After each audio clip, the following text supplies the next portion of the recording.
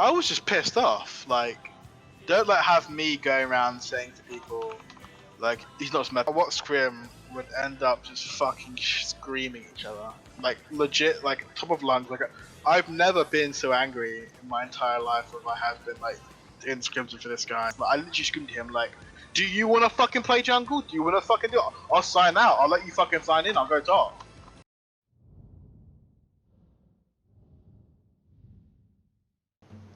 Welcome, ladies and gentlemen. We're back for episode 2 of Joyce's Jibber-Jabber. We had a pretty good response to episode 1, so hoping we get a similar kind of response as the last one. If I just adjust the audio levels, as the last one, I'll put a form out for people to apply to come on. I'm still working through that list, so don't worry if you've already applied. I will get to you at some point. Today I'm joined by a very long-standing friend, actually, somebody I've known for quite a few years now. Some people don't know that, but Mr. Wavy Lad himself. Say hello. Hello. So how you doing? Good, sir. I am fucking tired. Had a very long day at work where I saw every patient possible, from fucking trauma to surgical patients, and every 5 minutes I was ringing up the surgeon's like, "Hey, can you come review this patient?" And then patient, "Can you review this patient?" It was a long day, but we got there in the end. Well, you get to relax, get to have a couple of drinks, have a chit chat with me. What's your typical choice for the evening? I've got me Strongbow Dark Fruits, like Valhalla. Wait, is that a different can? Yeah. So they were like so here you go. They've changed So I've the got some of the old ones. They're like the black ones, right? Yeah. I got the black, the scuff ones here, £5.50. Scuff ones are the best ones. And then I saw these in Tesco's, £10. That's like bargain, mate. £1 a can. I'm there. Yeah, so. My local has them 10 for £10. That's what I usually get. But I went for a little change. Got some Copperberg. So laying off the spirits for tonight. But we'll see. Yeah. We'll see how it goes. Maybe we do. As always, guys, we've got our music choices below. This time we chose 10 songs each. You'll hear them randomly loop. They should be down there and down there somewhere. So you'll see them if people want to know the names. So I don't have to take some scuff screenshot. So wave it. A couple of interesting choices. Anything that particular jumps out from your music choices or that means something to you? Well, everyone on meme about all the Scottish songs like Proclaimers and Deacon Blue. There's some Supertramp, which I had a tattoo on my back. Supertramp just quite a lot of those songs I used to listen to my dad when I was younger, and they just stuck with me. And there's a few just songs that I just. But I like, they've got like this bit of Dave in there, then like Frank Ocean and Proclaimers, like massively different. But just thought I'd give a taste of my music. Fair enough. And I went for a bit of a laid back vibes. This is what I'd usually put on if I was just driving for a couple of hours, whatever. So people get a taste of. It's a little bit different from last week or last episode where I had a bit more indie in there. Yeah, a bit more indie and some. I couldn't believe Ice picked Grime. I know. Ice for Grime, but I was shocked. I rated it. And so last week I had some Arctic Monkeys. I've also got a tattoo of Arctic Monkeys on me, interestingly enough. Oh really? Yeah, I got the what have you got? The Soundwave. Yeah. Soundwave on the back of my leg. So a nice little one. Oh, that's good. So got a throwback here with Maroon 5. Oh, yeah, there's some classic songs. I do like my old classics, I must admit. Like not too far back, but like late 2000s. The video it's showing here is scuffed as hell. This is like 2000. Like Windows Movie Maker with the lyrics. You'd have to see it. Well, what I do, I just Google the song and then lyrics, or get on YouTube and do it. Sorry. And just still that link because there's no stupid intros to the songs or anything. So there'll be some interesting ones, I'm sure. But if you feel want to get to sing along halfway through, you can wave it off it later. I wouldn't do the people with VR like that. No, I'm sure they'd like it. So, what we're actually here for them is going to have a little chat about sequentially how your playing career has gone so far. And I feel like I've got it sort of chronological. Correct me if I'm wrong as we go. We'll jump around, I'm sure, but we'll throw it back right to the beginning. So tell us how you got into playing competitive fives or even esports in general.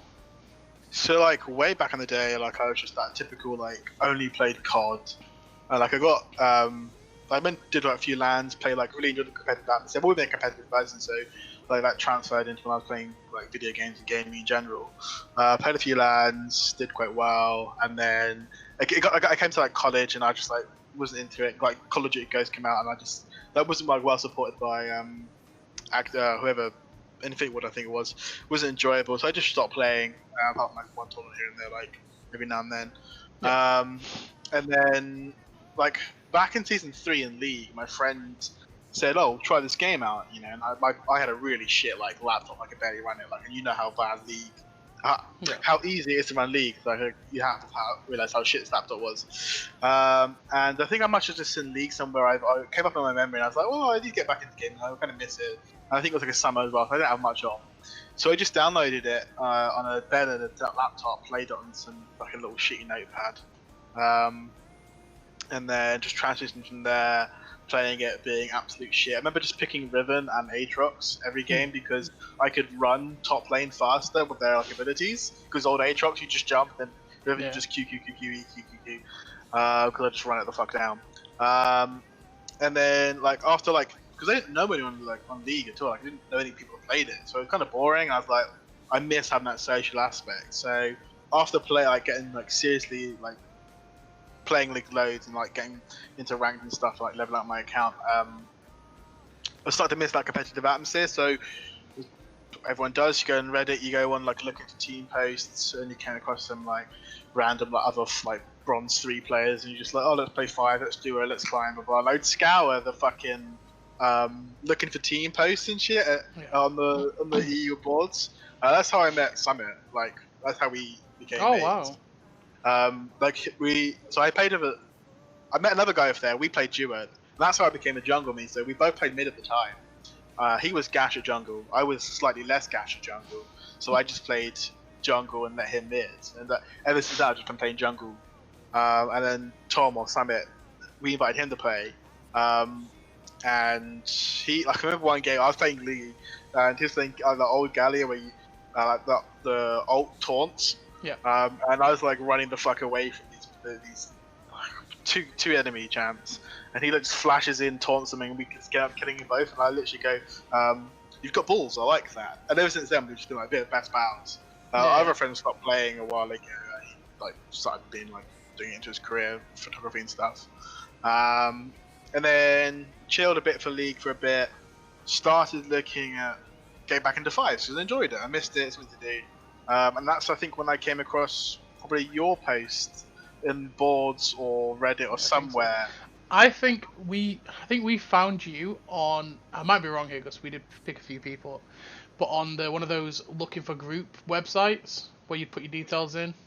Yeah, I think you might be right. And I think, yeah, because it was back when it was Angry top, me trying out jungle, you mid, and then it was Tom/Amy bot lane, and then Jamie because they knew each other in real life, or Valk. Yeah. And then there's a mental boom for Tom, Amy, Valk, and they were kind of a dickheads from what I understand.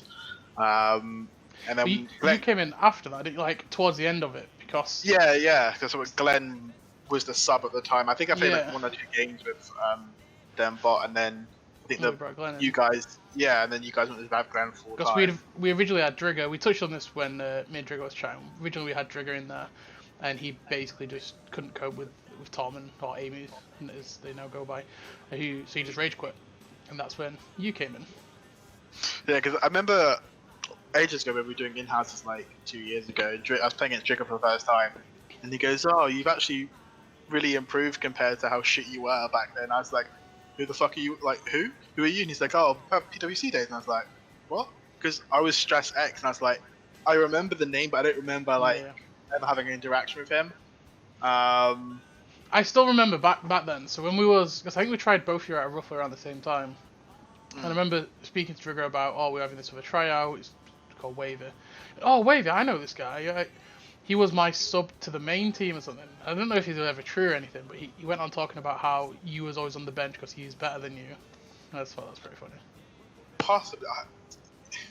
I think he might have been like on a team. Like, so I played it like throughout, like when CL was a thing. Mm-hmm. I played like 1 or 2 games for like random teams every now and then, like once a split, and then like the team just blew or mental boomed, or I just didn't get involved, or because I was pretty shit back then, and just didn't like play any more games. And yeah, so he might have been on like a team there. I might have been on a team with him then. Remember this? I don't think it was him. I remember like, this like jungle main. Like I was playing jungle, and then he's like, okay, our current mid is Gash. You go mid. I'll jungle, and he was like some like platform map or some shit like that. And we're legit like, if you like miss the cannon minion or fuck up in any way, he'd scream at him like, I'm not here for that. Fuck that. Yeah. Like some 17-year-old kid screaming at me like, I ain't in the mood. You don't need the aggro. Yeah. And then I think stopped playing again for a bit, and then got back into League again, and I started. I came across like the Agritar. That was it. Agritar had a looking for jungler post. And, yeah. So this was going into VL, I think, right? Yeah. So this was Shell 2, beginning of Shell 2. So from what I remember, like I'm very hazy, but you were in PDC. You was playing, as you say, the roster was eventually Angry Cookie, you, me, Glenn, then Valk, and then did you ever play with Moto Joe? I think maybe like we played one game. Right. I remember him because when I joined the call with you and Valk and Glenn every now and then, like once in a blue moon, he'd be there and he'd be like, "Hey, Wave," and I'd be like, "Yeah, hey, bro," like not really knowing who he was. But me and Joe have always been like chill. Because we were meant to go into Insomnia, weren't we? Yeah. And then you had some IRL things come on, right? Yeah, so my nan passed away in like the week, the funeral I had to like set up and that. You guys had to like pick up some random jungler at the event, right? Well, something like that? We used Valk's IRL friend. James, wasn't it? James, yeah. So we filled in. I think we got your ticket, bought your ticket off you, so you didn't have to worry about that. Yeah, something like that. Something like that. And so that's not long after that is where you kind of left playing again, like you said, and we brought in Delight, I think. So you came back Shell 2. Agritar's got a Lucky for Jungler post out. Yeah. You sign up, talk me through it. How did that go? What team was this? Was this Revival? This was Revival, yeah. So it was... Sorry, if anyone's watching why I'm like having a fit in the camera, there's a stupid fly that I've got some fly spray and it just literally won't go down. It's a fucking raid boss. Sorry, carry on. Talk me through it. That's right. So, yeah, we had like... I don't think we had a scrim, or maybe it was scrim, I'm not sure. And it was Agritar mid, me jungle, Paxlow, AD, Gandhi bot lane, and Blueberry Haze top lane. And they was like, okay, we'll just take you and we'll go Shell. And I was like, okay, cool. And then like I started seeing all these familiar faces, like you, Val, Glenn. And I was like, oh, cool, this is quite cool, yeah. It's a cool community and like that.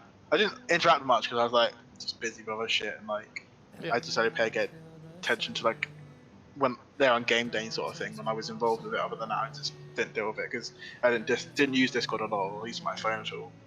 And everyone was like, "Oh, Paxlow, Gash, gonna in."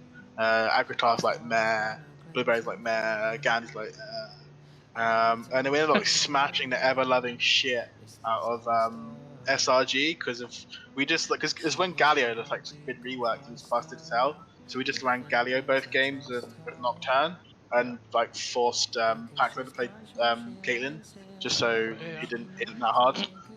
And then like Driga released his I'm Sorry video from South Park.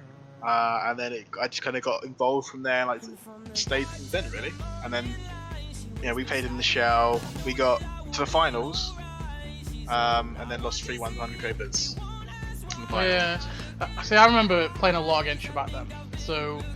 Yeah, because you were on PEX at the time, weren't you? Yeah. I think it was PEX. I was still on a team. I think PEX. Not sure. We had that many name changes, and maybe it was Panda War Crew. Because was memeing that for a while. Team Adfarts, Snickerdoodle, whatever that was called. We had a few, right? Do you know if Panda with Chairs is still an organisation? It is. Really? Yeah. Now, how functioning it is, I'm not too sure. Because the guy who owns it had a kid not too long ago, and I think he just stopped putting his time into it. But it's still definitely a thing. Don't know how. I don't think it's much. I still wear the merch and stuff when I go to Insomnia, just because it's a friend and you support it. I think. As speaking of merch, Yeah. get the plug in there. So yeah, I remember playing against you guys quite a lot, but it's pretty interesting that you missed the early ship into to VL. So a bit like Drigger, where he left CL and then he came in late into VL. Because in my mind, when I think back, I was like, okay, everyone just kind of just jumped over. So anyone that was in CL went across, and the more I talk to people, the more and more it seems it's not the case. So it's pretty interesting, because we'd had the Shell 1 before you come in as I try and attack this raid boss fly again. Go on, fuck off you, little shitbag. And we had the Shell 1, and then obviously you guys came into Shell 2.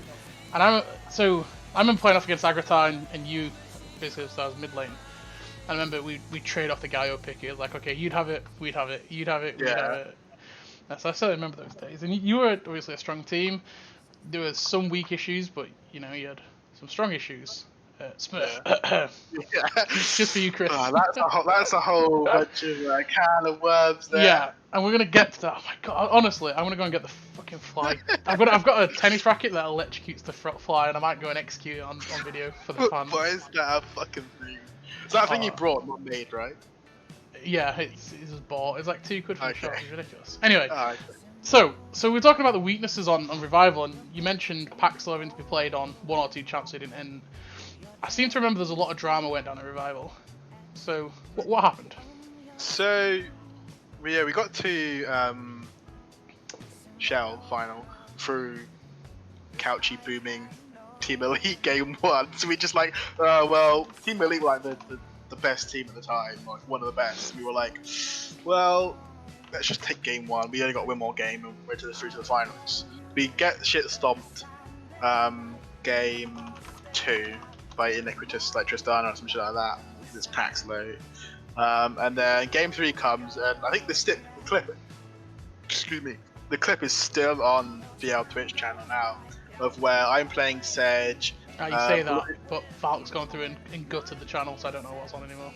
Bastard. It might be on YouTube. No, maybe on Twitch, but he's got the YouTube. Sorry, that's what I meant. Okay. And yeah, they were doing Elder, I think. Yeah, they're doing Elder, and I was like 40 minutes into the game, so everyone's like level 18, like got full item and shit like that. And they're literally like Elder. They're group just 5 here, and Blueberry's got a nice little flank. We're coming from our jungle on the red side, and we just wombo combo them. And I remember Draco casting it. It's like, oh, and it's fucking huge. We've like killed them all, and get the Elder, and we just then rush take Baron, I think, or we go take some inhibs, and then just use Baron and Elder just to walk it down and win the game. And we were like hype as shit. And then we come to finals. We'd lose first game, I think. Then it's like, okay, Rock was like, okay, fuck it. Because Rock was our coach as well. That's how we became like good friends. And so yeah, we were like, okay, fuck it, just like play Nocturne, and we'll camp the shit out of Byron. And because Byron was this related, so gone. Didn't he play that Cho'Gath that series? Cho'Gath mid. Yeah, he played the Cho'Gath. Yeah, that was like signature pick. Yeah, but he was like, I can remember speaking to Rock afterwards, and he was like, I just had to tell them to go and have fun, like go and pick, and we'll just try and clown Fiesta up a bit. Yeah, that was literally, it was like, I remember there's one, like we played on support, and I'm Nocturne, I'm coming down through bot lane, and I'm shouting at Gandhi, ult that cunt, like top of my lungs, just ult the bot lane. And he does it, and I just ult in, and then we get a double kill, and we go Drake. It was just really hype as shit. And then we're like, okay, we're 2-1 down, but we can do this, and then we get shit stopped game 3. But it was fun, it was enjoyable. But Pax though, man, was fuck me. Like I remember scrims, like, so there was a fight. He was behind Baron, Drake Dragon Pit, and there was a fight like happening outside of Dragon Pit, and he couldn't get his autos on because I was range, and he's just like, you know when you're like trying to get to the other side, but he's clicking back and forth. And he's just like doing this for 10 seconds, and then just goes fucks it and flashes in. And then I think at one point on like stream, he dies to Baron unneedlessly, heals and flashes for no reason, dies, and like every single team fight, I'm like when like if someone dies, they're shouting Paxo, just fucking auto, just auto, put some damage out. And so if it wasn't for Blue or Avatar smurfing their ass off and carrying the game, then we weren't winning the game basically. Because Paxlo was like, it's just like, he's a nice bloke, but fuck me, he's just a bad player. Like in the real life guy, don't get me wrong, he's just old man mechanic. He definitely tried playing above, right? I do remember that. Yeah. So he's another one that I know IRL. He started coming Insomnia. He lives 10 minutes away from where I live. He lives really close. Oh really? Yeah. So he comes to Insomnia and stuff, and like we have a really good time. He's a really nice guy. But yeah, I think he admitted himself that he was a bit above him. So what was the drama then? What happened? At the end of after the split finals, or the shelf finals, sorry, he said, "Look, I understand if you don't want to have me going into the split, because we all agreed to say the split." And I'm thinking, this guy's just not going. We're not going to cut it. Like there's clear, obvious weaknesses here. Why don't Blueberry Haze is a AD carry main? Why not just put him AD in for a top? And so I was like messaging people at work, like, okay, what do you think? Like, I don't want to be shady about it. He said if that's what we're going to do, then that's fine. And he was like, yeah, that's so I got everyone's like approval, if you will. And I was like, look, like we just think we'd be better off with Blue AD, he's an AD man we look for a top lane before the split. And he's like, okay, cool, just give Couchy first tryout. Couchy couldn't play because bedtime XD low. And so we went looking for a top lane and just could not fucking find anyone. Like they got to like the day before the games, and we just found some random guy. I'm Sup, by the way, or now Hero. Just like 200 ping from Africa. And we were like, fuck it, you're just playing tank top lanes and just hope Chris and or Agratar and Blue can carry. And so he didn't like speak to us apart from like in Discord at all. He was really like, if he did, he was like really short, shitty, snappy phrases. And I'm like, look, you're like 40 years old, grow up. Like you asked us, you said that this was okay. Like you want what's best for the team and organization. Like don't say one thing and then get annoyed when we go through with what you suggested. Yeah. And then Revival mental boomed, and he instantly deletes us all off Discord, kicks us from the server, and I'm pretty sure like he put in like general chat, fuck you or something like that, and then I just didn't reply, and I was like, okay bro, like chill out, it's not that big like an issue. Yeah, and then see the whole Agratar Smurf, that whole can of worms there that's still not fresh, but still there. Yeah, we'll get into the stuff. So, did you and Paxo ever sort it out? Have you ever spoke to him since? No, purely because I couldn't be asked. Like he's not active in the community. Like if he was something more active, like he tried like a while ago, I think like just before last year, I think. Yeah, he definitely tried to make Revival again after the first time it failed. Yeah, and so I was like memeing him a little bit because I'm a bit of a shit talker, meme lord, whatever you want to call it, and just poking the bear because it's funny. Why not, eh? But I reckon if he came like back, I like probably would say to him that it's a bit weird how things went down, but like let's just put it behind us, let's just be chill. Because like I like nearly 25 now, he's like got a family and kids and shit, and like we don't need to be dealing with this sort of shit. Like if you're like 14, 15, then sure, just screech it out, whatever. But we're past that. Like it's no need for it. So like I haven't really spoken to him, but he's not been active, so it's like no need to be. Yeah, I get that. I meant like in the not long after, like a week, 2 weeks after it happened. Just wondered if you'd talked it out. No, because I think he just like stopped playing altogether. I think, and because like he deleted us the Discord on that without like talking to us, like if we still wanted to go on like Revival banner or whatever. Because like me and Chris wanted to stay together like before he was like a Smash. Yeah. I found out. We wanted to stay together because we were good mates. Like he came to London, like he messaged me like, well, I'm at work. Like, hey, I'm in London. I'm like, why didn't you fucking tell me beforehand? I could have come like meet you, so I could get the day off. He's like, oh, come up. I'm like, I can't get like work like the day off, like the day before and like that, to like just come meet a mate in London. We were really good friends. And so we were like, he could have like at least asked us if we wanted to get a revival banner still or what, but he just like looking back, like it was just so petty and stupid. Yeah, it does seem like, I don't know. I guess he's one of those people that likes to accept the blame but not face the consequences, in a sense that, from what I heard and what I know what Chris has said in the past as well, was that he was very much up front and said, that's my fault, I've done the worst, if you need to bench me, blah, blah, blah.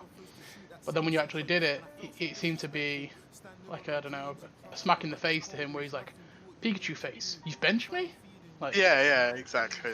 Like, I get that, like, you're captain, you made the team, you made the organization, like that, but like, if you're saying, I want what's best for the team, and if me going to the bench is best for the team, like, I reckon if, like, Akatar wasn't banned, I suppose it doesn't really matter now because we know he's like, but at the time, like, if I didn't think he was a Smurf, or didn't know he was a Smurf, and we found like a decent top or someone that wasn't like, playing on 200 ping and like roll swapped, we could have possibly gone quite far in the split, but who knows? He's mental beings. It's one of those things, and like, so many what ifs. Yeah, I feel like you guys were a victim of the what if, right? Where you had Pax on Eddie carrying, you did alright, you was like a 7 out of 10 team, pretty solid a lot of the time, you had other carries, and then it seemed to be he was the glue that kept it together, and when he left, or when he was benched, and someone else came in, he just didn't work. Which is pretty odd, because, as you say, he's definitely an improvement player, but, I don't know, sometimes you need that cohesion, I guess.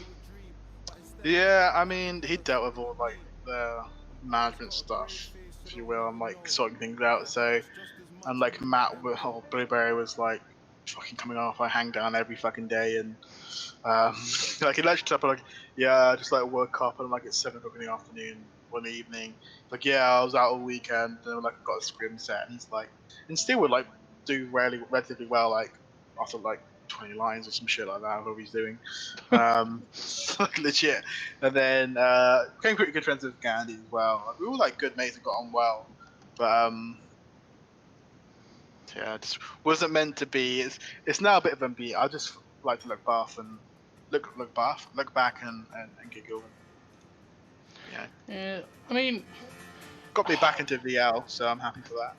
True, and I don't know, I think some people, especially the newer people when they join, they don't realise that how much history has gone behind it for a lot of people.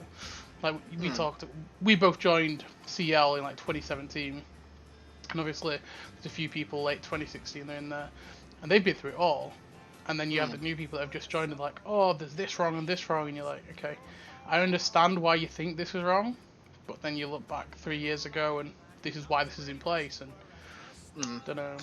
That's why I think VL is such a great place for people like who want to play like silver or lower elo to plat amateur League of Legends in a somewhat competitive environment. Because like most of the admins have been around for like a while. They know, like, especially you and Glenn, like, know all the smurfing tricks and like how to look into this sort of shit. Like you know how smurfs get by, and so like you have like thought processes and like all that. Like, I can understand why like you guys don't like go over that. And like it's actually quite a nice place. Like it's such a, as much as for every bad shit that goes in VL, there is 101 different reasons why it's a great place to be. Like, because it's somewhere you can go and like make mates. Like I've made like we've reconnected. Like me, Glenn, really good friends with Dan and Callie. Like I made new friends with like Zeus and shit. So you know, like although like we never like met IRL sort of thing, like it's still consider you guys good mates. Yeah. Like he'd rock as well. Like he lives in Germany. Like I would never met him, but it was a league sort of thing. Well, here's a really weird connection. So you say people reconnecting. So Zeus, I think I don't know if he still does. His parents or his stepdad and mum used to live in Nottingham. I think you went there or something like that. No. So Brandon used to. Oh, sorry, Blaze. Oh Blaze yeah, on yeah, record. yeah, He yeah, used to yeah. go to a gaming cafe like weekly and used to do casting with Cradden.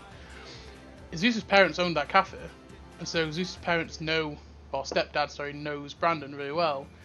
And he only found out like a week ago that they were in the same league. Yeah, It's crazy. I think I was in the call when that happened. When they found out. It was in the one of the F1 chats or something, I think. But oh right. he was like, that's crazy. But obviously, gaming circles are still pretty small comparatively. Like, you know, especially in the UK, I think. So like, it's definitely weird. It's like when Jada joined, a lot of people already knew him because he played in Belong. So people who played in Belong or played against him would have known him. And obviously he's joined. So I don't know. It's kind of interesting, like how people connect up and make these friends. Speaking of friends, then Wave, you seem to have made a very, very good one back in the day. You've alluded to before that you almost met up at IRL. You wanted to keep playing on the team. So Agratar, you played on the team with him. He's doing really well. I remember at the time there wasn't really any accusations that he was a Smurf. There's one or two that was like, this guy's really, really good at really hard champs. Like he's really good at Cassio, for example. Yeah. And it was like, especially back then, the skill level really wasn't up to par to be able to carry really hard on Cassio and other champs. But he was doing it, and he's doing it every game. And so rumbling started. And I remember, so from my point of view, one day, and this has been spoke about in the past, but one day we'd got like a DM, a ticket, sorry. Don't want to say who it is or anything, because I still don't know if that's public. But it was like, Agratar has got other accounts that are higher elo, like diamond, plat level. And we obviously gold 4 at the time. And so I was like, okay, so we looked into it and there was links between it. And I remember coming to ask you and speaking to you and saying, look, what do you know about him? And you telling me like little bits, obviously he's your friend, you trusted him, but you're very forthcoming in anything you could. But even back then you didn't think he was a Smurf, right? No, so like we talked it extensively, like, cause like, I don't, like if we were winning and like, we were winning because of Smurf, like that just makes me like a dickhead. Because it's not really winning, is it? As much as a dickhead I may be, I don't want to actually look like a dickhead for dickhead reasons. Yeah, go figure. And so we spoke about it, and like, the accusation came up.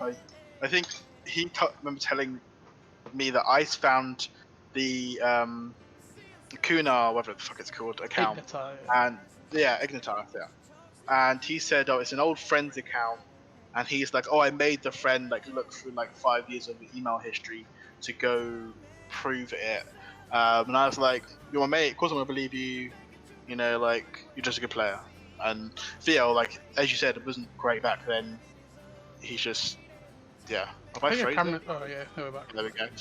And so like maybe he's just better. And like we have good synergy, and I was just like, I'm gonna believe my friend because that's what you do, right? Mm-hmm. And it just went on for a long time, and he was like trying to contest it, and he's like, yeah, I've showed the admins this, and okay, I was saying, like, remember saying in BR General, like, admins won't like be forthcoming with evidence, so how can they dispute it? Like, that's kind of productive. How can you have like a fair trial, if you will? So I think it was, if I remember correctly, he told me that I had found a looking for post. And he said had Diamond experience or playing in Diamond. And you came to me and I was like, I'm not gonna like mug you off because like I've known you longer, like you're a good friend of mine. I'm not gonna be a dick about it. I'll be like forthcoming, like I said earlier, like VL's one of the places where if there's one Smurf, it just ruins it for everyone. It's not enjoyable, and like you guys have done a pretty good job at like keeping most Smurfs out for the most part, like i.e. 1T. We mix it with like that, you know, that's the impress me, the impress, yeah. That's all long enough, didn't it? Let's be honest. But... Yeah, but like you guys, like admin wise, like, do a pretty like solid job.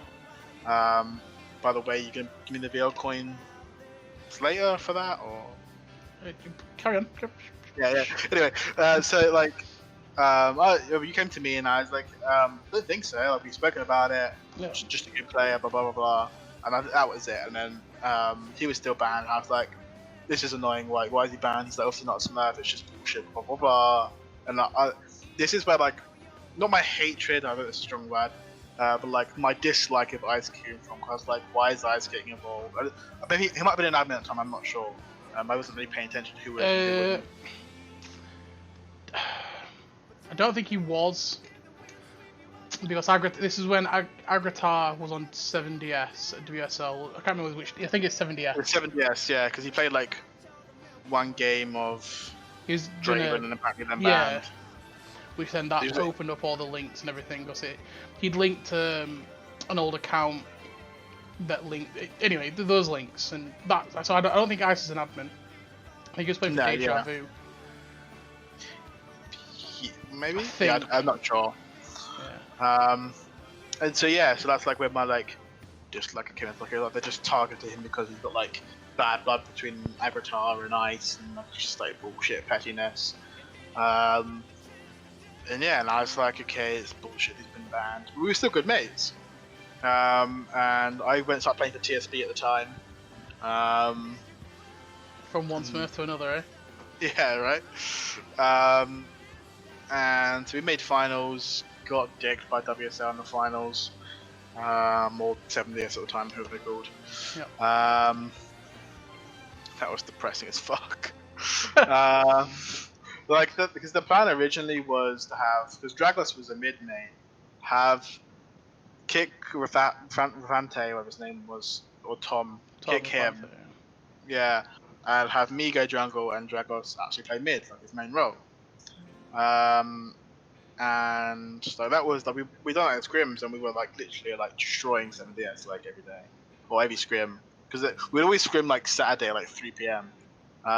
Maybe not destroy, but like, this is when TSB couldn't scrim, right? So it was like to do with schedules and stuff. C was always working nights because he works at a nightclub, and then it was either Saturday afternoon or Tuesday evening only, and then Monday was VL game day. Yeah.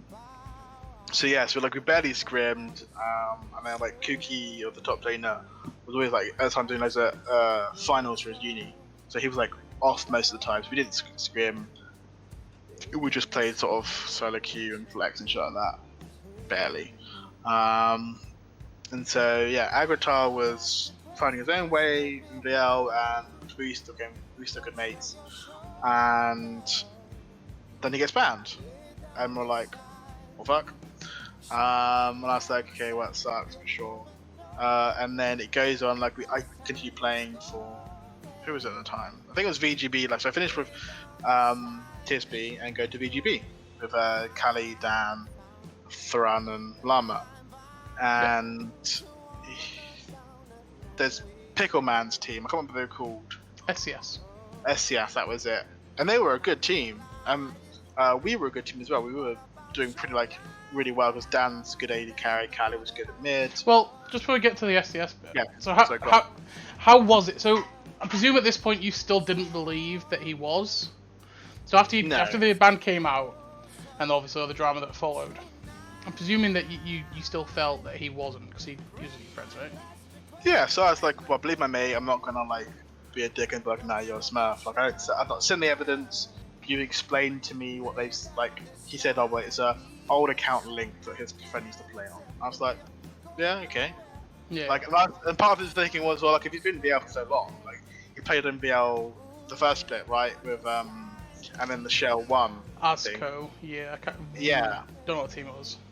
Yeah, and so I was like, well, how come it's only now that like a whole like split and tournament late that he's only been like looked into and he's a Smurf? If he was so good back then, maybe he just got better. And he's playing jungle in this last thing, maybe he's just a better mid. So I was like, what if it's just that? Yeah. So I was just like, I was a bit frustrated with my friend. But he was banned nevertheless. I was like, tough luck, bud. And then so as you said, at this point you've got to VGB, you've got a pretty solid team, and this other team pops up. This is when we'd gone to silver, gold, plat, right? Yeah. It was the first split of that. And so SCS joined. It's a team of nobody knows anybody of them. Yeah. It's 5 completely random people. And so from the admin perspective, in terms of like people reporting and stuff, a couple weeks after them joining, so maybe like a week or two before the split starts, we start getting rumours that this guy Fisher is probably Agratar, he's the last person to get banned. And so we're like, we literally get tickets every week. Oh, it's probably this person. It's probably this person, and so we weren't like dismissing it. We always like try and look into things, but you know, how much can you look into it? And so I still remember I was at Insomnia and he's like, I was trying to get in a call with Agratar or Picklesman at the time. Then he's like, right, let's get in a call. All the time I can do is this time. He's like, right. So he's like, all the time I can do is this time. I was like, sure. So I was at Insomnia and I was like, jumped in a call with him, talking to him, and I was trying to like, I was asking him questions about like how he joined and his experience and stuff, trying to like kind of catch him out a little bit. And he was completely head on with it. Like everything he was saying is pretty good. And then he mentions one of the biggest things that I don't like is how, I think his words were xenophobic or something along the lines of new people aren't allowed to join. And I was like, okay, that's a fair comment. Like, obviously he's getting reported and stuff. I wonder if people are like saying stuff to him. And I remember looking back at like all his interactions and people saying his name, and there was nothing. And I was like, is this literally just coming from people reporting him or saying that he's a Smurf? Because obviously he's playing like champs with, he had no mastery on and he was popping off. I think it was Nah, he was going 16-1 and stuff. He was like, okay. Yeah. You're meant to be a silver 1 top laner and you're smashing everyone left, right and centre. So from that, obviously, it picked my ears up that people are saying this, maybe this is the case. And we started asking for some more things. And a little bit like the first time around with Agatha, a lot of things just didn't add up. And I don't know, if one or two things don't seem right, you're probably writing it off as what's what I'm looking for? Like it happens. It's one of those things. Yeah, coincidence, yeah. And then when there's 6 or 7 things, you're like, how many coincidences do you have? Like, there's a 1 in a million chance this, and that's kind of like the first time around how it happened. And this was happening again, and it was like, it's similar patterns. A lot of the things are adding up the same here, like the same conversations are happening. And so then something got leaked that we'd recorded him in that call. And he was like, oh, because we were in a ticket and I was talking to him. He was like, oh, come in a call because anything can be changed on the fly, obviously. So we've come in a call, you can just show us. Because he was showing his accounts on his emails. So one of the things we were like is, this is a new account. Like, how long have you had it? He was saying 2018 or whatever, 2017. So you're like, show us the email.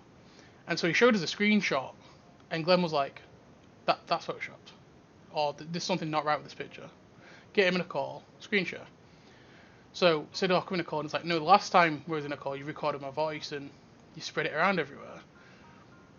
And like, this came from somebody else joined a call with him, recorded like a 10-second clip of him and left, and then started sharing it around. And he thought it was like when we was in that call.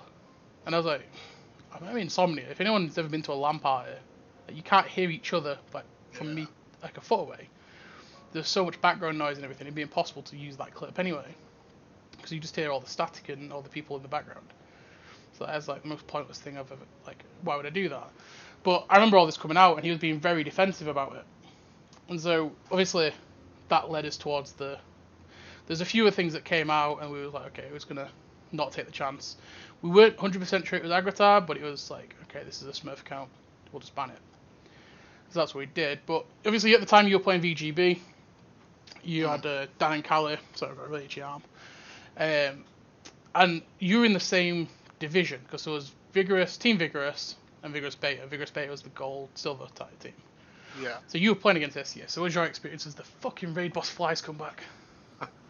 Go on, I'm listening as I'm spraying. So we scrimmed him. I remember when the rumors came out that he was an Agratar, laughing at them because Couchy fucking destroyed him in lane one game. He was playing side into Fiora and dicked him, like absolutely just dicked him, like instead of killed him. I'm like, if anyone knows like Couchy, you know how that's a meme. And so like he just like dicked him. I was like, can't be him.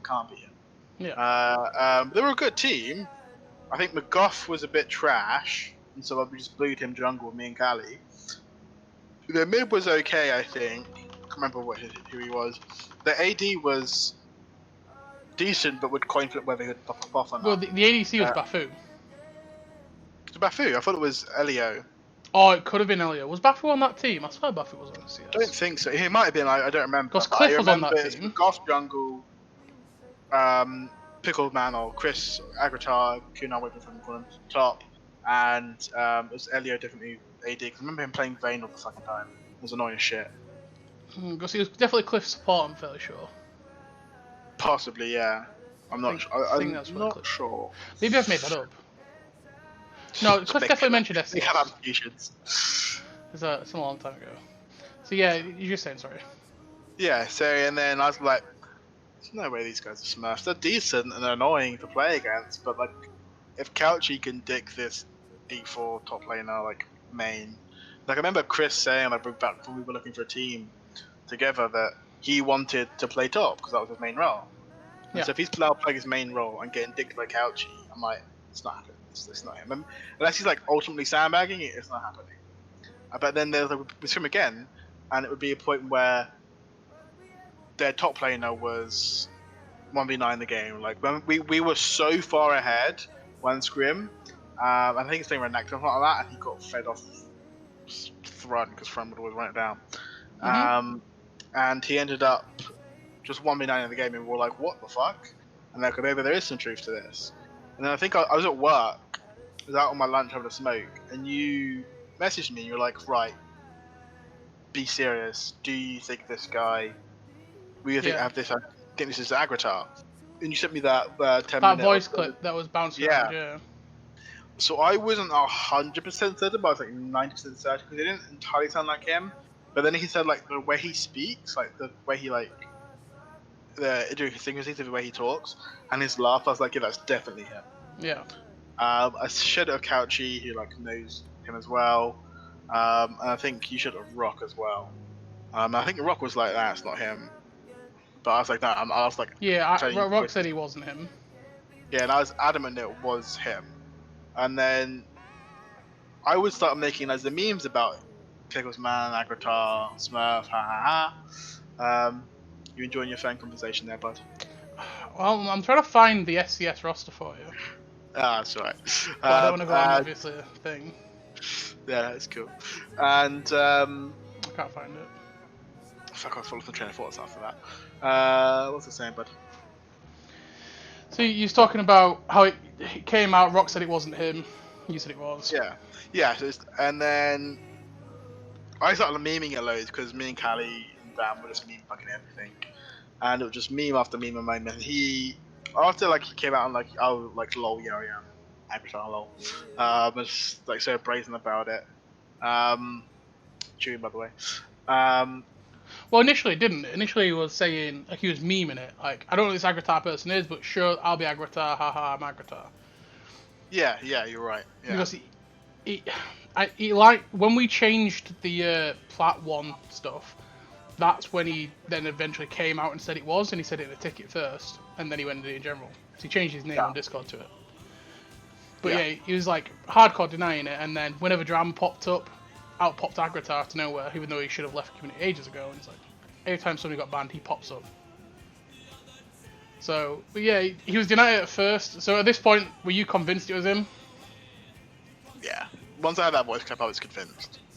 And that felt like a right complete like dickhead. Like, I like defended him for so long, then it comes out like he's Smurf. Like. Yeah. And how did it make you feel like? And the wins we got on the revival were legit, blah blah blah. We were a solid team, so on and so forth. I defended him to people, and then he just turns out he is a Smurf. I'm like, how are you gonna feel? Like, I was annoyed about it. It's like a meme there. He looks like really shitty at me, and like memeing me and shit. And I'm like, what? You're the one like. I got something at the DMs. Because we talked about it. He remember having a conversation where he just made no fucking sense.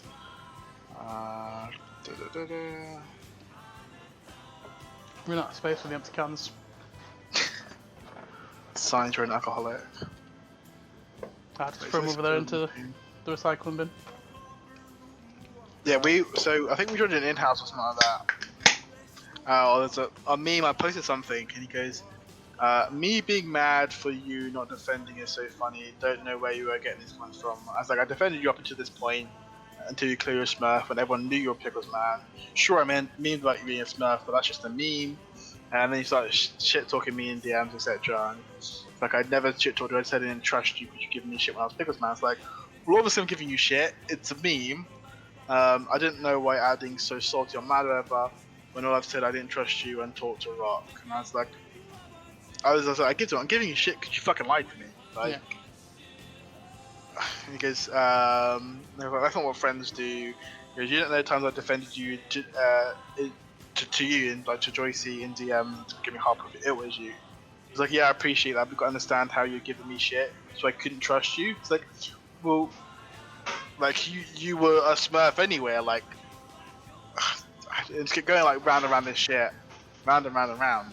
Until only recently, he was in the VR pub quiz and we scrimmed against him when he's like known as Egnatar, or whatever his second called again.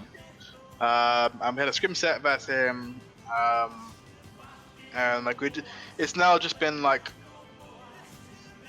in the so we had the scrim and then we had the VR pub quiz. And he was in the call, and like I wouldn't like talk to him, like no, I wouldn't avoid talking to him, but like I'd talk to him sort of thing, like I wouldn't go my way to like blah blah blah, but like I'd still chat to him and like meme and we'd have a laugh. So like our friendship's like not salvaged, but been mended in some way. Yeah. Like I don't know if I could like not ever forgive him. It's not like fucking some Shakespeare play, but like it's definitely like a sore subject. But like you lied to me, that's like a thing. But like I could be chill with him. Like I'm not a child. As much as people it's pretty interesting because obviously he comes across as a really nice person, right? So I presume when he's in a team, you probably bounce off him, you make really good friends, and it seems that every team that he's been on when he was smurfing, everyone backed him and defended him. I remember Couchy really defended him and was really hurt after it all came out. You say the McGough guy, he went fucking mental. Like he was opening tickets left, right, and centre. He was saying, I know this person in real life, you're fucking full of shit, blah blah. And I was like, well, you don't know me in real life because you're English from fucking Leicester or some shit. And this guy is like, fucking, what is he, Danish or something? Yeah, he's from Denmark. And he's like, you obviously don't know this person in real life. Like, obviously I know you can know people that aren't your own nationality, but come on, man, fucking don't give me this shit. Yeah. Like, so we had all these people defending him, and the SCS boys obviously left and went to RG with him and played for a while longer. And obviously you guys carried on defending him, not defending, like arguing, but believing him. And obviously people got hurt in that. But I don't know, I guess it's one of these theories that I have. Like in recent cases when we've had it, where somebody gets banned and all of a sudden the entire team are like, well, we're leaving. This person is innocent. So he's not. But okay, if you want to leave, like, sure. Like, we're not going to stop you. We're not unbanning this person because it's banned. I don't know, it's just interesting because, like I say, McGough came out and said that he knew him IRL. Interestingly, I didn't know that. Yeah, he's in tickets, and I just remember like McGough saying he knew it. I googled McGough. He had the same profile picture on Twitter. He said like location. He's like Leicester or something. I was like, okay, whatever. Full of shit, mate. But one of the people that was on that team, or one of his teams that didn't ever say anything publicly, but definitely didn't cry when he was banned or when he came out as a Smurf, was Blueberry. Yeah. And then, interestingly enough, SCS picked up him as a coach. Yeah. And I remember that causing a bit of a rift with a few people in VL because he was like, well, you knew.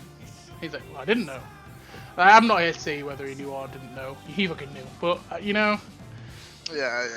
It's definitely like raises more than a few eyebrows. Like I get along with Matt. Like he's chill. I just get the idea that Matt just doesn't care more than anything. I'm literally about to say the same thing. He just does not give a shit. Like he'll just play and do whatever. If he wins, he wins. He doesn't. He's very much just here because it's something to do at the time being. So if like I get the opinion, like if he did know, like he wouldn't care because it's like it doesn't affect him. It's like he'll play like Monday's games or Thursday game whenever he play, and then come back for scrims, and that'd be it. Like he won't get involved with the community. They just like he's pretty much the same now. He doesn't say much. Yeah, yeah. Much. Because I know he stoned IRL. I know that.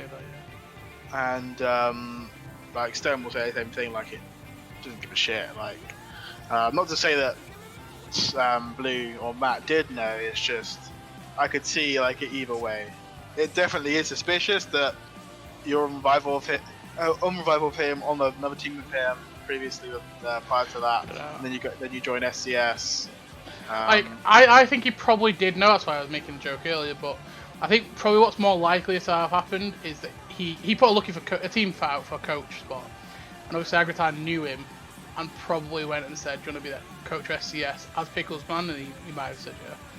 So there's definitely a way that he could have not known, but I mean, the way I see it is like you spend like 2 splits or 2 different teams on a different guy. You know, like their voice. Yeah. You know what they sound like, and so yeah, he must have known. Like, maybe like unless he's doing some like trigger stuff where he's using a voice, yeah, changing his voice. Change his voice. Yeah. Just talked a bit posher. Oh, did you know? I thought he'd like use a voice changer. No, he basically like if I'm talking normal, he went, I'm from Cheshire. I don't know much about like that's what he did. It's like the same trigger voice, the same Manc accent, the drawly, Cheshire. Yeah. It's like okay, come on, mate. A for effort. Okay. Like Drigger's argument was that he never attempted to properly play; he just wanted to play in scrims and stuff. I don't know. There's definitely evidence to back that up, when given the lack of effort that he put into that fucking change. But yeah, you know, this is a 2.5, by the way. Yeah, I've heard it before. Right. So moving on then from Agritar, obviously you said friendships sort of being sorted out now, which is good news. But you then start playing for VGB, and I know you made some good friends in there. You had Dan and Callie, but there was definitely some arguments in that team, if I'm not mistaken. As wavy as Frozen. We'll be right back. Okay, ladies and gentlemen, as I get ganked by the chorus, or whatever it is, the start of the song jumping in, we are back. Sorry from technical difficulties. Wavy's Brighton internet cut out. What can you do, eh? So, as I was saying, you obviously made friends and, sorted things out with Agritar recently, which is pretty good news. But speaking of good friends, you played on VGB, and I know you made some really good friends on that team. So you've made, obviously, Dan and Callie and a few others. But there's definitely some arguments in drama in VGB, as far as I'm aware. So talk us through it. What happened? So things were pretty fine for the most part, and then Dan wanted to role swap because he didn't find ADU enjoyable. Yeah. But Dan was known like this really good, strong player. I hadn't had much interaction beforehand, but we got along well. He's a chill guy. And the reason I knew this because Tom or Summit was in the tryouts for CLT's first academy team. I think your camera's lagging very slightly. There we go. I think we're okay now. Yeah. Okay. Yeah. Kind of. Let's go with it. Yeah.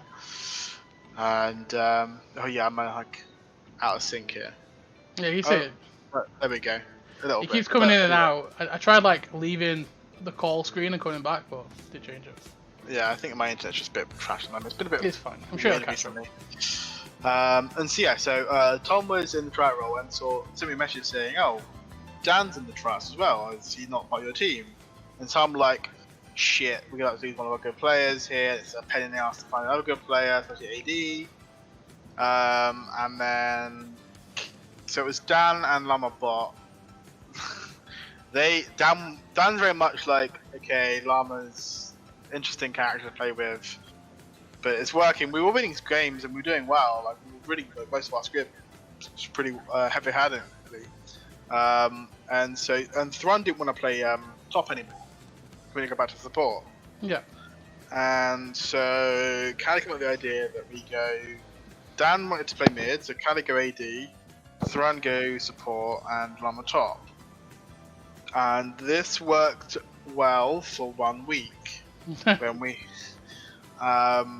until me and Llama would all like no matter what scrim would end up just fucking screaming at each other, like legit, like top of lungs. Like I've never been so angry in my entire life as I have been like in scrims for this guy, and I get along with him really well. We're good mates. Like we come up like he's a paramedic, like I'm a medical student working. And we've got lots of common ground to like work upon and stuff and talk about.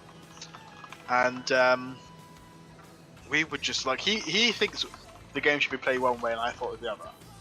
And so he would play with champions, and we were like Dan as well, and like myself and included, kind of thought, okay, let's not take the fun out of this.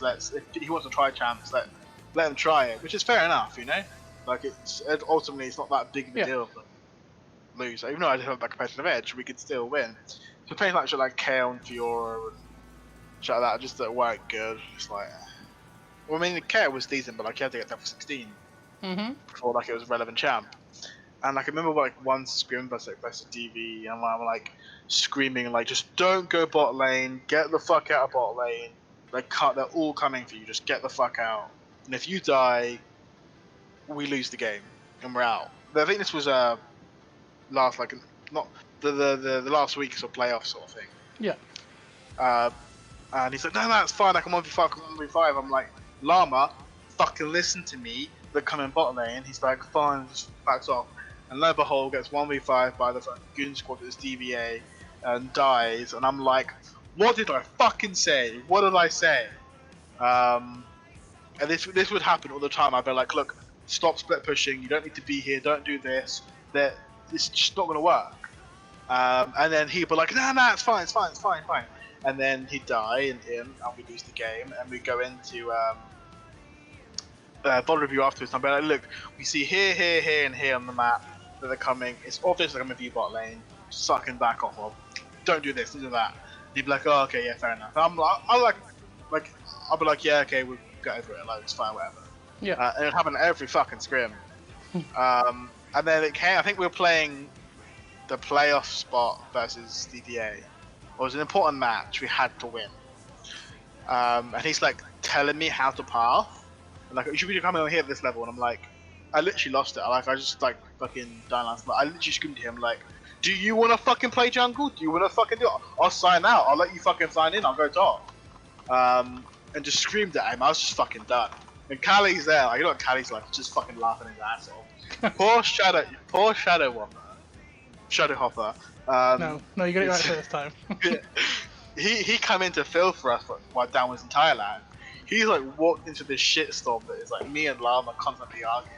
Thrun's like, Dad, don't argue, please. Doesn't say anything. Callie's there laughing. And then there was a gank top lane. I ganked him up top lane. He's a bitch otherwise. It was a 2v2 versus Ice and John Joe. And I was playing Echo, and I had my fucking ult up, and I was spamming the ever-living shit out of my ult and telling him what to do in this like 2v2. My R doesn't go off, I die, and I smack my fucking keyboard. I've never done that before. I don't really get angry. And I hit it so hard, my fucking spacebar got like caught underneath the letterings in front of it, and I was like, guys, I can't. Because I use my spacebar to lock camera sometimes for team fights. I was like, it's not working. I'm constantly locked camera right now. So we had to pause the game. I've got like taped up my fucking keyboard, fix it. Kylie's just laughing in my fucking ear. Llama's seething. I'm just like, fucking hell. I'm there, and I'm like, we need to win. I'm like, we can beat this guy. Like we did before, we like stomped on his scrims. We can do it. It's just follow what we usually do. And we'd fucking lose him. We just get stomped. I'm just like, fucking hell. And we would scream each other the entire fucking time. I feel bad for anyone else because they'd be like, fucking, here they go again. And they'd be like, it would be fine for like 30 minutes into a game, and then screaming match continues on the shot call. Like, he would want a shot call, but be like, okay, well, I'm shot calling here, don't do an opposite fucking call, or don't do something. I said, like, okay, we're gonna not push River here, we don't need to go past River for the time being, but they've got my hand. He's there fucking balls deep in their jungle 2v1. I'm like, why are you doing this, bro? Like, why?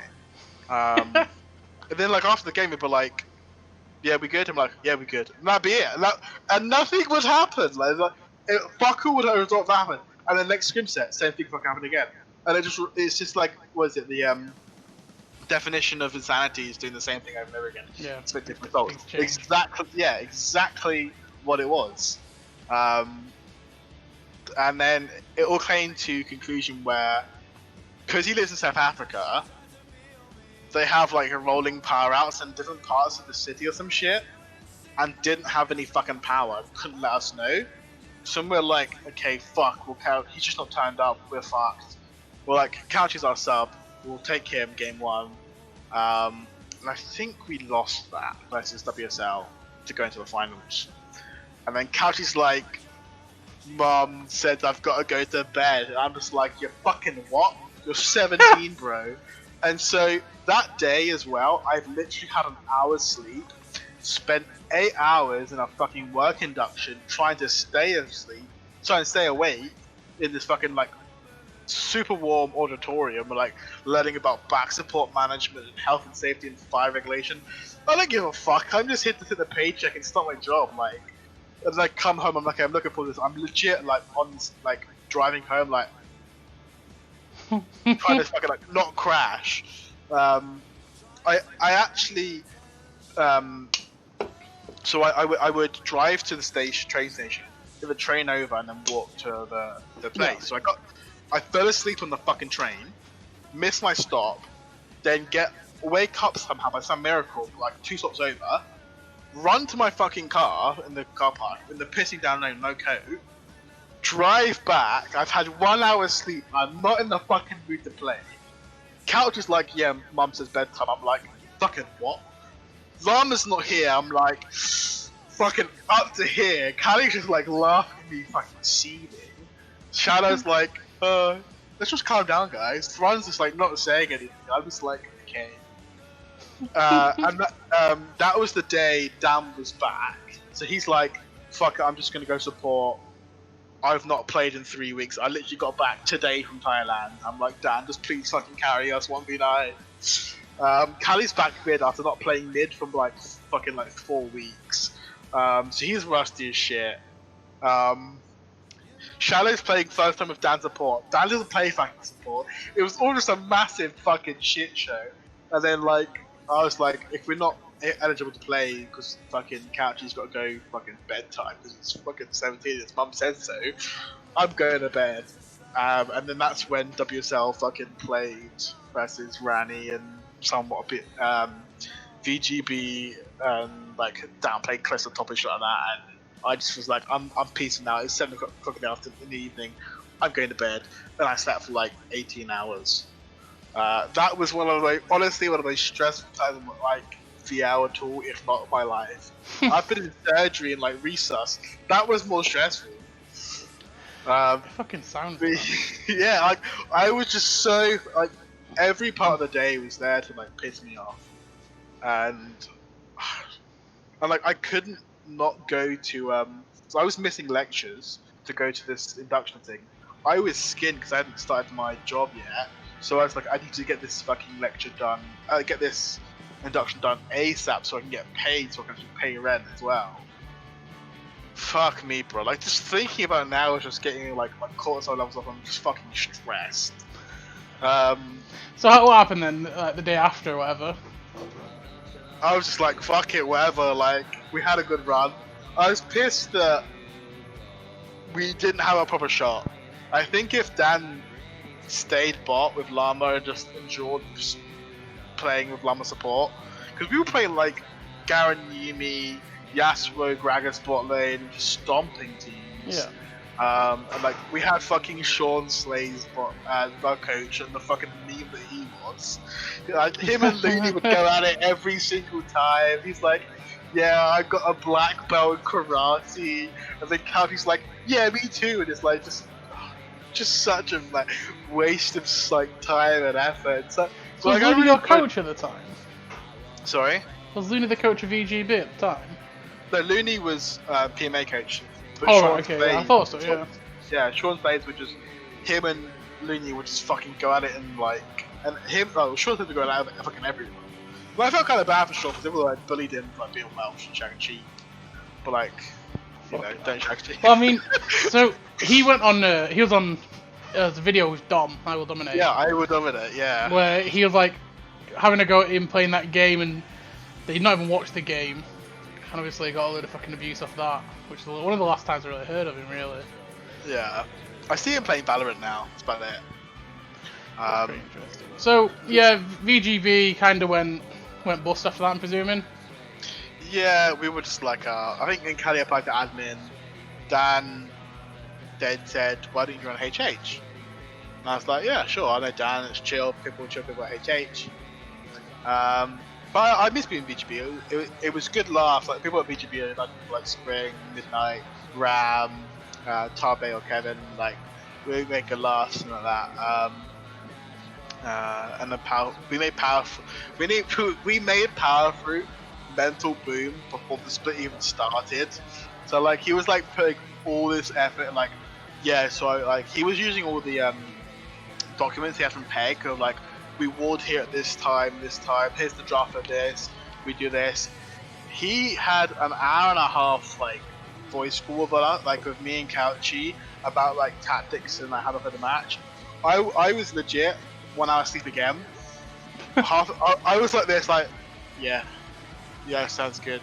And just snoozing, was not paying attention at all. I feel bad for Power Frequency put that in, but I was just there because like I had to be. So I was like captain, I think. My thumb was. I'm literally there like, the entire time, like, yeah, cool. But I tried to stay awake just to say like, I feel bad like in hindsight, but like, I just needed to sleep. And then like he mental boom was like, fuck this, I'm not doing this anymore, you guys just really like piss take all the time, and I'm like, yeah, so's Power. It's a meme to look back and laugh, but it was fucking stressful being on that time. But yeah, and then we went to HH. So you went to Hentai Haven. Back then it wasn't so much as a meme team as it became in more recent times, I guess. Like, it was obviously memers, but you had obviously... Hawksworth was he before your time? Or did you play with Hawksworth? No, Hawksworth, we played with Hawksworth like normal games, but like he wouldn't play, no. Yeah. And so that was pretty much the beginning of the decline, right? So after they left, it kind of went staggering down the hill. And I believe... So this was this split one? Yeah, this is split one of like the 4 divisions. Yeah. Trying to get in my... So this is when it was silver, gold, gold, plat. So it transitioned from silver, gold, plat into the divisions, or the group A, B, C, Z. Yeah, because it was like WSL's last one. Bauer AD carrier. That group, right? That split was when Bauer went AD, or back to AD. So Bauer's AD carry. You play Hentai Haven, you're not doing too well, you kind of just turn up to play. It seems like you're just a group of friends having fun more than anything. And then kind of not. So okay, go on. Although we didn't take scrims like super seriously and wasn't hard about scrimming, game week 1, I can't remember who we played, but Dan was really fucking ill and just couldn't play, like he just like couldn't breathe properly. He's really quite badly asthmatic. We were like, fine, it's fine, you know, IRL health over league, don't worry about it. Yeah. Delight played mid for us, even though he shouldn't have, Byron XD. And did you guys know about that at the time? No, we just assumed he could play, and then. Well, so we came across it like split 1 into split 2. It was like, wait, Delight was plat 4. Like, yeah. Like, wait, who checked that out? Oh, yeah. Okay. Fuck. And so yeah, so like game, like he felt like us like last minute, and like it went okay. Delight played AD, and Florian was mid. And Florian was after week 1, he was like, "This is too serious for me. I don't want to do ranked games. Playing ranked is boring. I don't want to get involved in this." So then Delight went mid and had Dan go back to AD carry, and we knew that we were playing WSL week 2, and so it was our mission to absolutely piss the ever living fuck out of WSL. And like legit, like we were so like we picked 4 junglers. Dan was like, I'm playing AD carry, Kindred AD carry. I'm like, yeah, fuck it, do it. I played Elise. I can't remember who played mid. and then we had Warwick top. And we were doing really well for some fucking reason. Like they had done a serious draft, and there was loads of memes about it. We're doing really, really fucking well. And then fucking that Baron steal, all Baron steals from Bauer. Imagine having 4 junglers and losing the Baron. Yeah, like I went through the VOD so many times after that, frame by fucking frame. There's no way, like. That's just like that was 100% like just flipping a coin, like stole that. I think the fucking fly has literally become immune to the fly spray. He's just taken it on and evolved. It has. It's becoming fucking Kha'Zix level 11. Can't cope with it. He's evolved W. He's evolved Alt and E. He's jumping around. Running around fucking pissing me off. Where do evolves Q and claws the fuck out? So game 1, you did really well with a bit of a meme draft. And then they smite the Baron, game flips, and they can close it out. Like 5 minutes, 10 minutes after that, right? It was really quick after. Yeah, it's not that, yeah. And then you go into game 2 draft. So game 1 draft, we were like, yo, we could just funnel comp. And they were like, nah, we'll do that next game. Who are we funding? I was like, fuck it, I'll play E.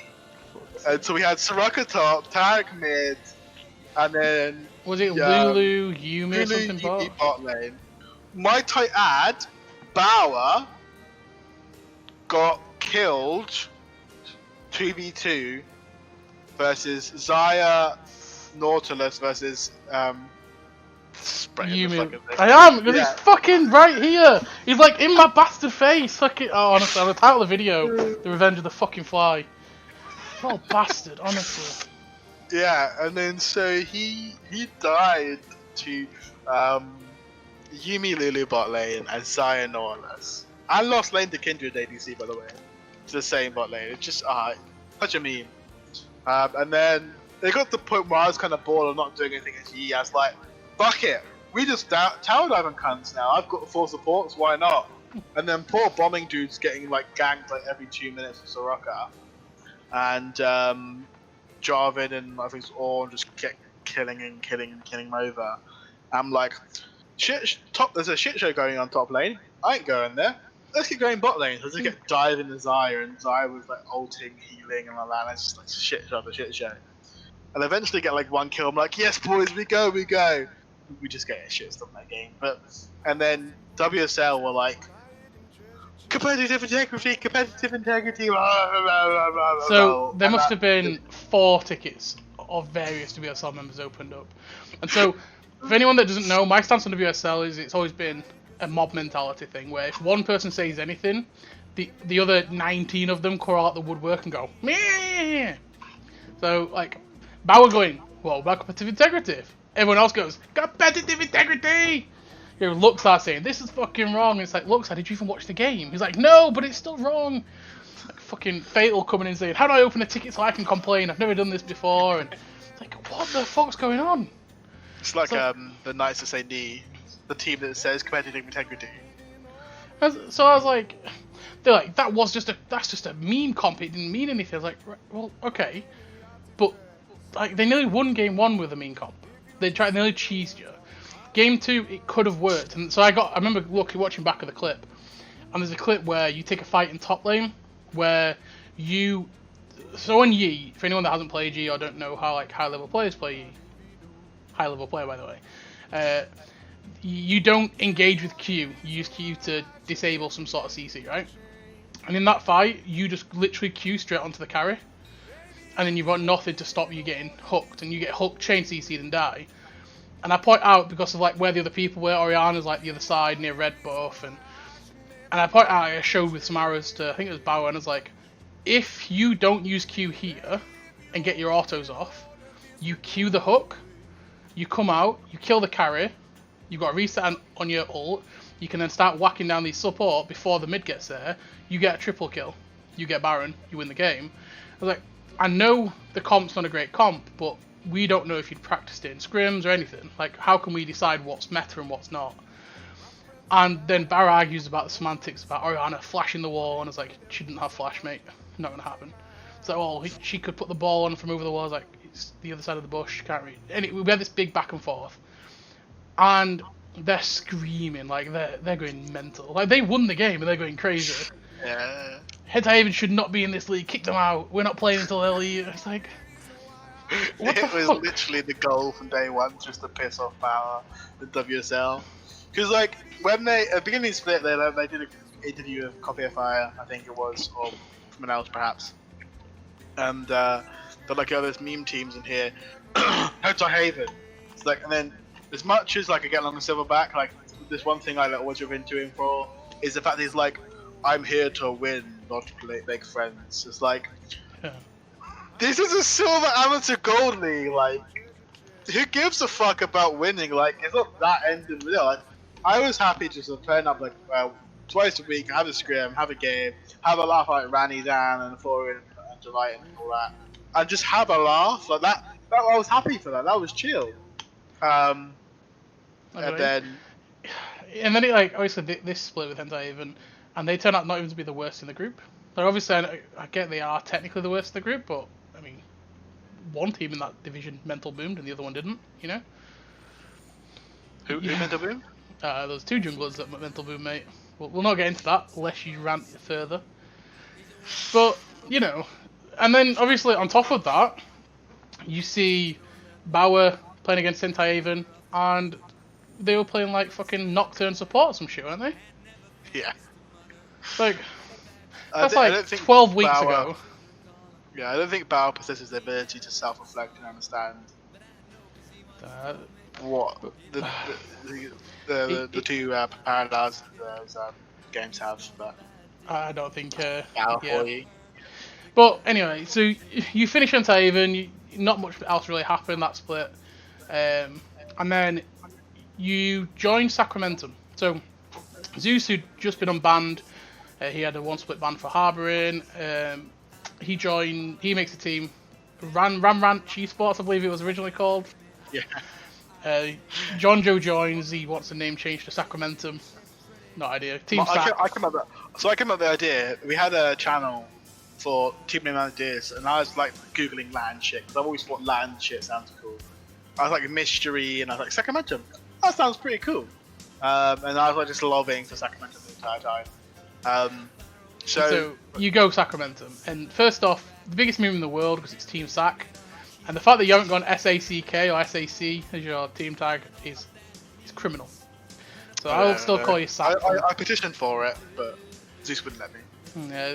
I don't know. So Sacramentum, and you start out, and interestingly enough, and I don't know, I guess it's from playing with John Joe for quite a while.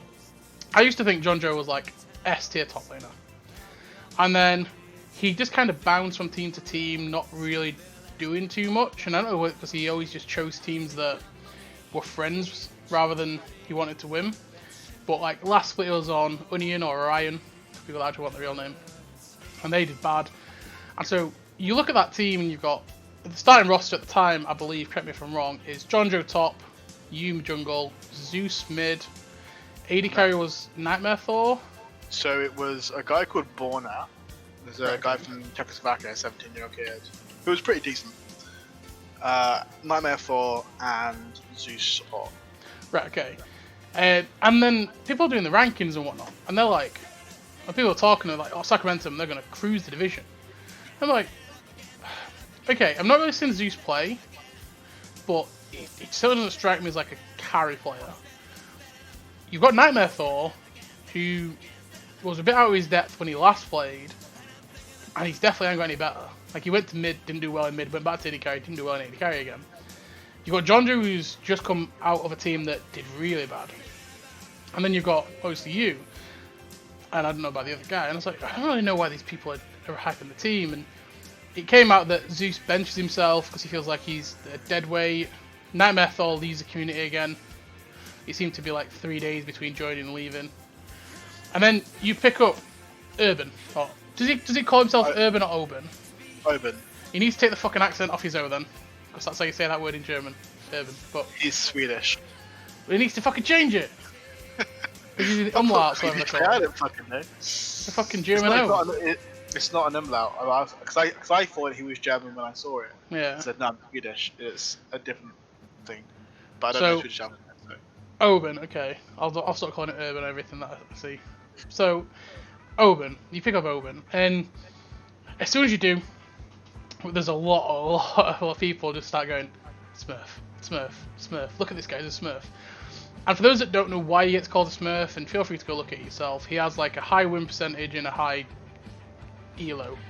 So he's like 56%, 57% in Plat 2, I think, last time somebody told me. Now, obviously, John Joe comes to me, he's like, check this guy out, because we don't want to be boxed mid-split. It's like, okay, so we just looked into it as much as we could. I couldn't find anything. There are some things, but it's like, it gets towards the end of the string and it's like really grasping a little bit, and you're like, you're not going to punish someone for that kind of thing. And people might go and say, oh, you did the phasing. I will say this for the last time on record, at least not the last time at all. With phasing, there are many more things that you don't know.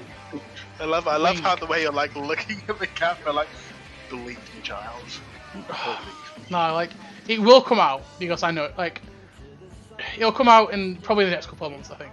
But trust me, there's more with phasing than people know. It's not just 12 CS per minute, lol. So get off your fucking high horses, twat bags.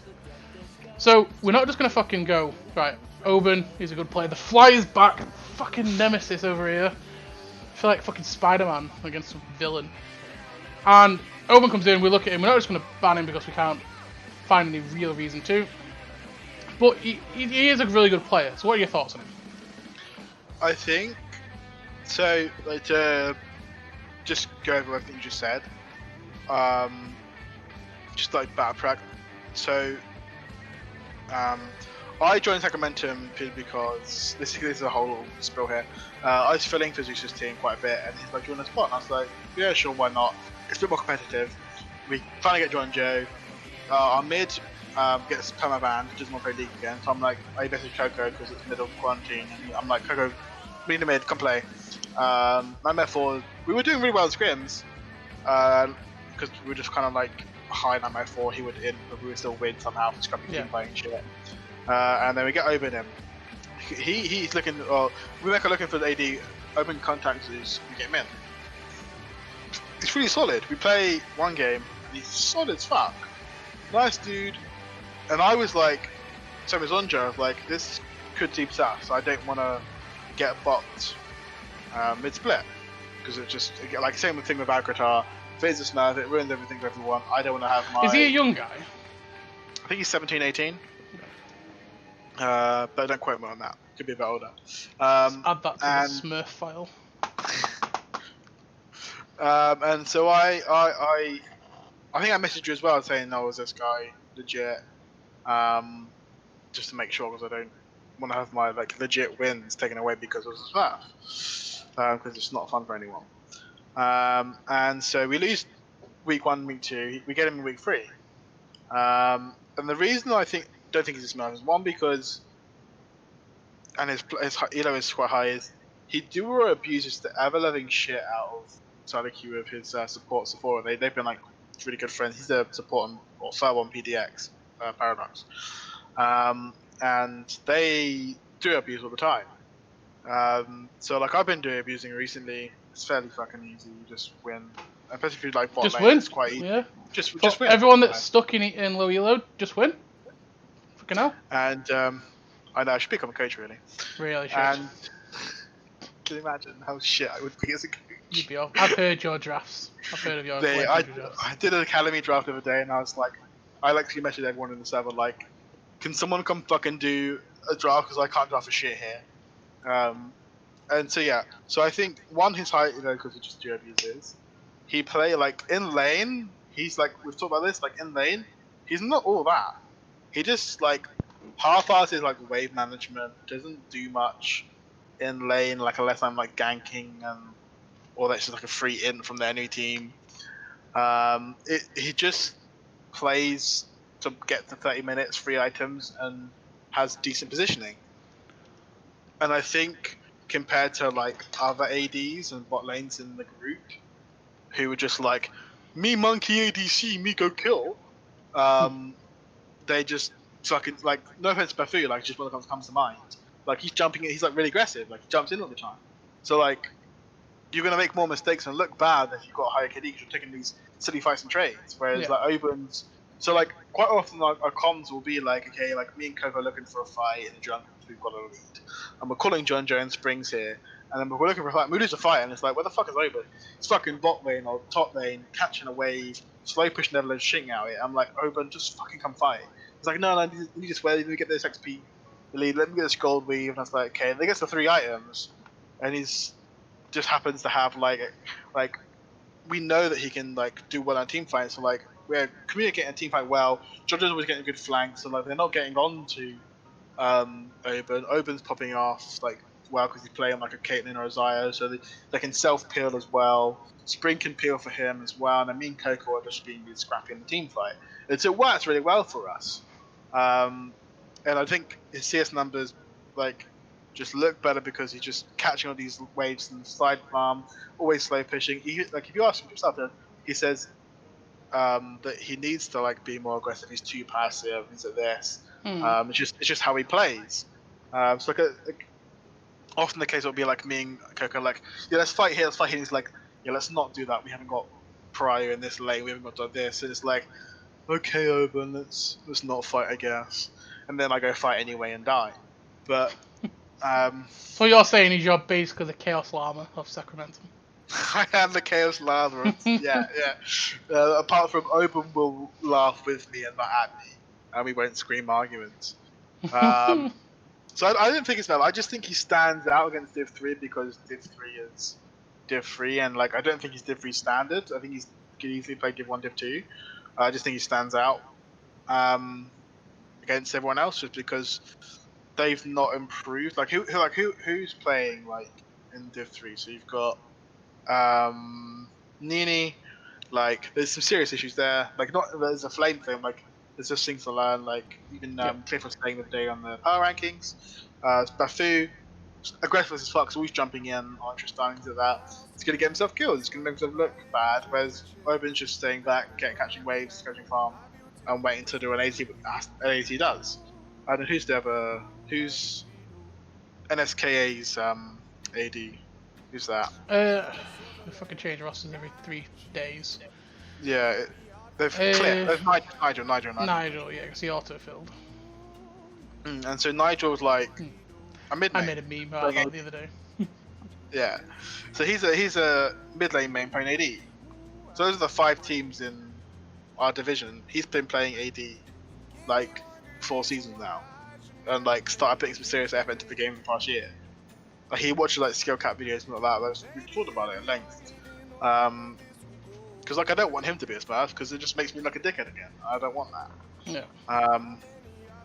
And so if it comes out he's a Smurf, then fuck me, I'm just gonna retire because it's pointless at this point. But I don't think he is. I just think he just stands out well and just do abuses, in my opinion.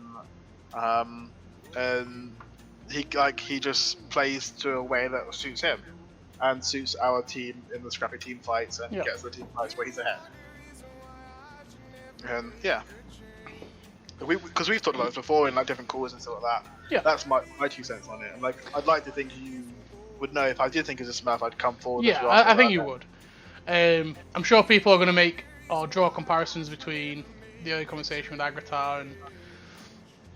I mean, I can understand why. Yeah. If people can like find evidence and bring it forward, then sure. Because you guys came to me about had he played on Nordic West or Nordic East, sorry. Yeah. And I was like, I don't know, because I didn't know how he got in touch with us. So I asked who's just for a looking for post in looking for channel player, looking for player channel, and so I messaged Open, and I was like, hey, have you got another account? Have you got an EU account and all that? And he goes, I used to play in like Season 5, then in Season 6 he switched because polls were eating his game the entire time. I was like, okay, that's edgy, but alright. What's happening to what? He's like, Polish people get into my games the entire time. I was like, okay, bro, didn't need to know that, but thanks. So I let Callie know, like, he used to have an account on EU and then switched over in Season 5 or Season 6. And his peak was like Silver 2, and then that's the last I've had of like evidence-wise. I'm sure you guys are still looking into it because like I would have as an admin to be fair, but again, I don't think he's smart. Yeah. But Like in his defense, well, I guess not in his defense, but in our defense of why we look into people, we look into anyone that's reported. It's not just singulars. Yeah. And anyone that Not knows just Silverback, Silverback will literally spend his entire night looking into anything because he has nothing else to do apparently. But so don't feel like we targeted individuals. We literally look at like 8 or 9 people ago. Literally every week, probably 10, 15 people. Yeah. So it is what it is. So onto that, I've got a couple more like things we can just chat about. It's nothing major. Just want to get your opinions on any like rules that you may have opinions on, or anything you might want to address. Do I? I'm just leaving it open for you. I thought you had some questions to ask about any rules. No, just any of the rules. I mean, we had the discussion. I think it's today or yesterday about VL growing. Yeah, against the community, which I thought was a bit silly because it's grown.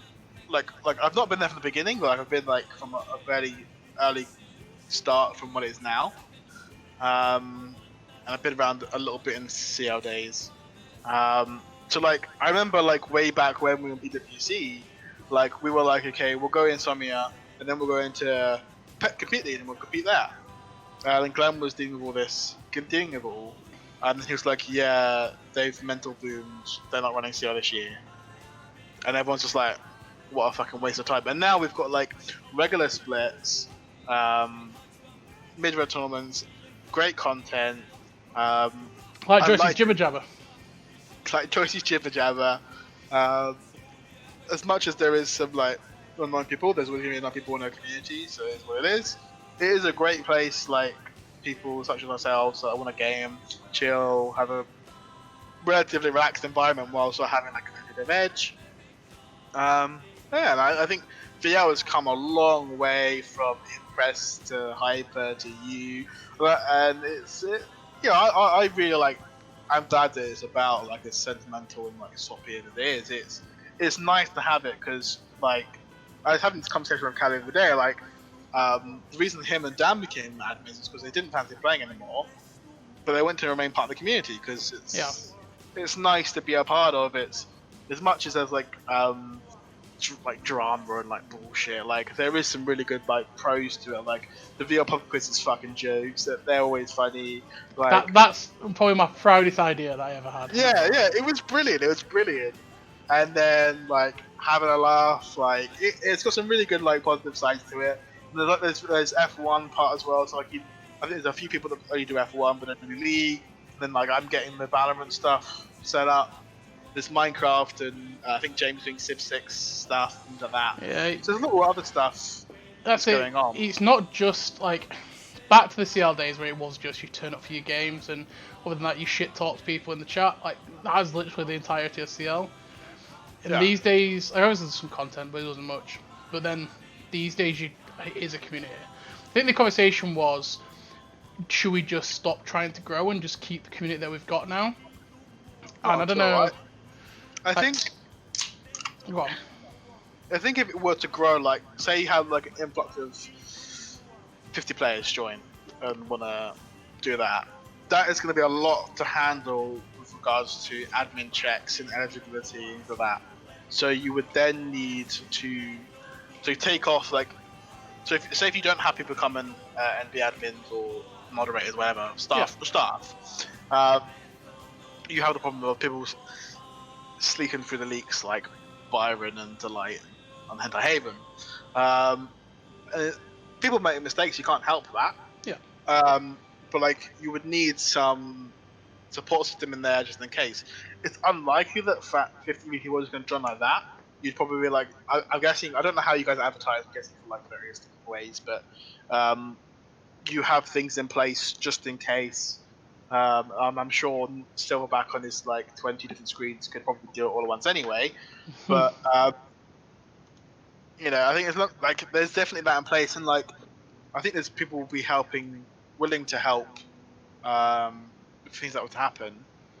Like I think it was Towie was like saying it shouldn't. Like I say, if 1,000 people join, I think there's 1,000 people in the server, but like how many people are really active in that? You know, like when playing things like that. Yeah, well, that's it. Like, I don't know, the total number at the minute is I think 936. I saw somebody talking about it this morning in general. What people don't seem to realise is from this time last year to now, that's almost double. Oh really? Yeah, and a lot of that came from when Nav was staff. He was doing a lot of like the advertising and putting it out there, and we got a lot of traffic in a short amount of time. Stuff like the prize pools and whatnot draws more people in, even though it's literally not a lot if you win. I get that, but it's the concept that you're playing for. Yeah, it's the concept and the novelty, isn't it? And so people join for that. Don't know. We can't seem to hit the 1,000 mark. I'll be honest.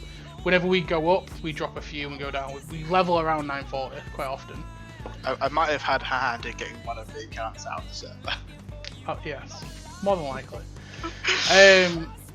But then you look at other, like, the big other EU leagues, and it's like EUS leagues, and RG have about a similar number, and they did some, like, mad advertising. They got, like, a lot of money, and they threw it at, like, Twitter adverts and stuff. Oh, really?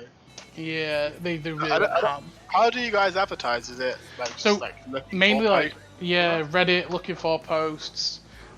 What's really good is a lot of the community seem to pop up when everyone's like, when anyone's saying, "Oh, I'm looking for a team," there's usually somebody pop up and go, "Oh, join VL," which is really nice. There was a community one. There's like a huge list of different leagues, like NA, EUS, and stuff. And I think it was Key was shitposting Trigger on there. I remember that because I told him off for it. And fucking Arbush. And there's another person, I can't think of the third one is. Arbush was like, "Oh, you should join VL. Oh, put VL on that list because it's a really big league, blah, blah, blah, with streams." And they put it on, and we got a lot of traffic out of that. We get probably 5 or 6 people a week through the focus stuff, which is like drips and drabs again. But yeah, the problem is when we at everyone, or when the streams at everyone, people leave. So like Gooey J left today because he's not playing anymore. And so those people leave and then people come in. Our kid Gooey J. So, I don't know, people are saying, "Oh, we shouldn't grow anymore," but what they're not seeing is, whilst it's not growing artificially in terms of numbers, there's probably, I'd estimate, over 2,000 people probably know of VL. Yeah. There's only 900 and odd people in. Because people go in and out, it's like a recycling thing, where somebody goes out, somebody comes in, somebody's new in, but the person going out still knows about it. So, I don't know. Yeah. We seem to still pull these new teams. You think of Vulpine and Whiffs, for example, they're just completely out of the blue. And then other teams disband and people leave, like, for example, Paxlo. Yeah. So, I don't know. Bauer was very much an advocate of not growing any further and keeping the community. And my argument to that would be, like, Bauer was a new person to this league at one point. Yeah. And rightly or wrongly, however people view him, he still adds something to the league, in some positive ways and some negative ways, but he adds something. And, like, everyone that comes in will add something to the league. And not just like the League of Legends side, it could be the F1, so you think of people like Calm or Carlos, if people know them. They don't play the league like VL, they don't play VL League, but they play VL F1. But then, like, Calm's got a fucking chat mod role because I lost, like, some sort of bet with him.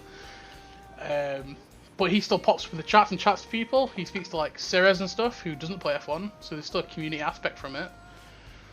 I don't know, you have people like Luxar that's never really been eligible to play in VL, coach teams, played Civ games, done Valorant stuff.